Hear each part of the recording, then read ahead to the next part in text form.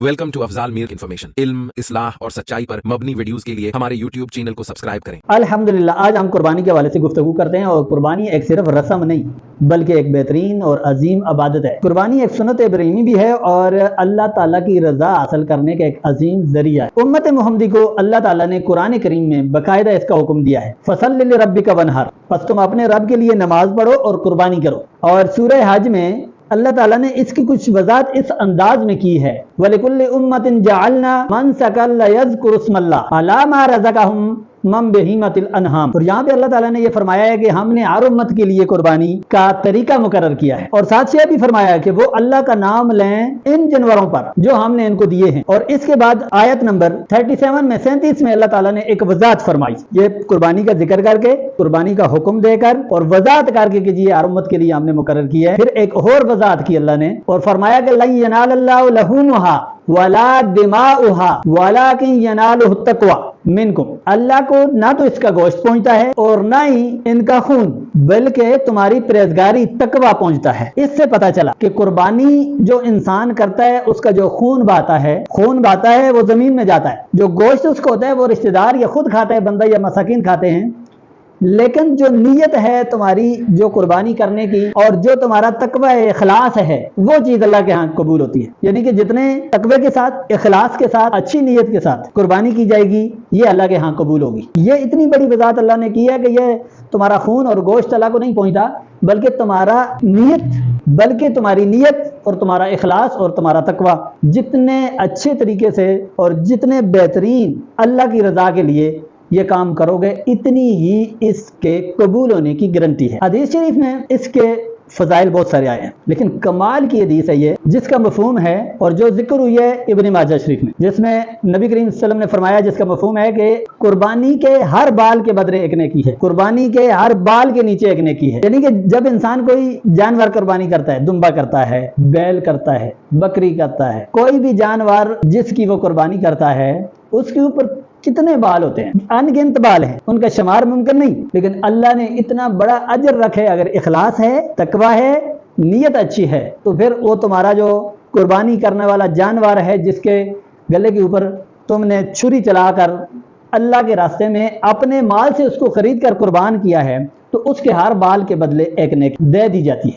एक और हदीस शरीफ में हज़रत आयशा सदीका रवायत करती हैं, जिसका मफहूम है कि नबी करीम सल्लल्लाहु अलैहि वसल्लम ने फरमाया कि कुर्बानी के दिन खून बहाने से ज्यादा कोई अमल अल्लाह को महबूब नहीं है। और यह तिरमिज़ी शरीफ में यह हदीस है।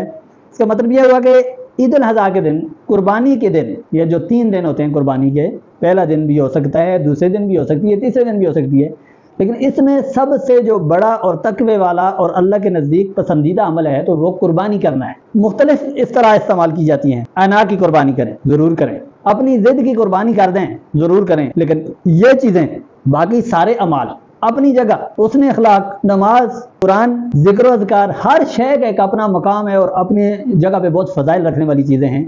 लेकिन कुर्बानी जो असल है वो यही है कि किसी भी जानवर को आप या उसको संभाल के, बड़ा करके, पाल के और या उसको ख़रीद के अल्लाह के लिए, अल्लाह की रज़ा के लिए उसका खून बहाकर उसको ज़बह करके उसको तकसीम किया जाए, यही पसंदीदा तरीन अमल है। हज़रत अली रज़ी अल्लाह तआला अन्हु फरमाते हैं कि अगर मेरे पास माल हो तो मैं कुर्बानी ना करूँ तो मैं ईद भी ना पढ़ूँ। इनके इन अल्फाज से कुर्बानी की अहमियत और फजीलत पूरी तरह हया हो जाती है, पूरी तरह सामने आ जाती है कि अगर अल्लाह ने तुम्हें माल दिया है उसमें से कुर्बानी करो और ईद भी पढ़ो, ईद पढ़ने का भी सुकून हासिल करो। इमाम में आज़म अबू हनीफा रहमतुल्लाह ताला अलैहि फरमाते हैं कि आर साहिब निसाब पर कुर्बानी वाजिब है। कुर्बानी हमारे सामने जानवर को खरीद के लाकर या पाल संभाल के उसको ज़बह करना अल्लाह की रज़ा के लिए, लेकिन कुर्बानी का जो फ़लसफ़ा है जहाँ से शुरू हुई है, तो वहाँ से ये दर्स ये दे रही है कि अल्लाह के रास्ते में अपनी सबसे महबूब चीज़ को कुर्बान करने को कुर्बानी कहते हैं। हज़रत इब्राहीम अलैहिस्सलाम ने हज़रत इस्माईल अलैहिस्सलाम को कुर्बानी के लिए पेश किया, लेकर गए। उस वक्त अगर उनके सबसे प्यारे बेटे, सबसे अजीज़ बेटे, सबसे उनके करीबी बेटे और सबसे उनको ज़्यादा लाड और प्यार जिनसे था, वो बेटे अगर कुर्बान हो जाते तो रहती दुनिया तक लोग अपने बेटों को और प्यारे बेटे को कुर्बानी करते, तब कबूल होती। लेकिन अल्लाह ने इंसानियत की सहूलत के लिए एक जानवर, एक मेंढे को जन्नत से लाकर فرشتوں کے ذریعے وہ قربانی ہوا اور اس کے بعد سنت ابراہیمی کے مطابق جانور ذبح کیے جائے. اور یہ پھر اللہ نے یہ بھی حکم دیا کہ جس کے پاس مال ہے، جس قربانی کی استطاعت رکھتا ہے وہ قربانی کرے. اگر مال ہونے کے باوجود اور قربانی کے اتنے فضائل ہونے کے باوجود اگر ہم قربانی سے رہ جاتے ہیں تو یہ ہمارے لیے بہت زیادہ حماقت کی بات ہوگی، کیونکہ قربانی ایک رسم نہیں، ایک کھیل تماشا نہیں، بلکہ ایک عظیم عبادت ہے. اور اس عظیم عبادت کا تب فائدہ ہوگا کہ جب یہ پوری اخلاص کے ساتھ، پوری اچھی نیت کے ساتھ اور اچھے مال کے ساتھ اس کو پیش کیا جائے. اللہ سے دعا ہے کہ اللہ تعالیٰ ہم سب کو اپنے راستے میں بہترین مال اور بہترین چیز کو قربانی کرنے کی توفیق نصیب فرمائے اور ہماری آنے والی اس عید پہ قربانیوں کو قبول فرمائے.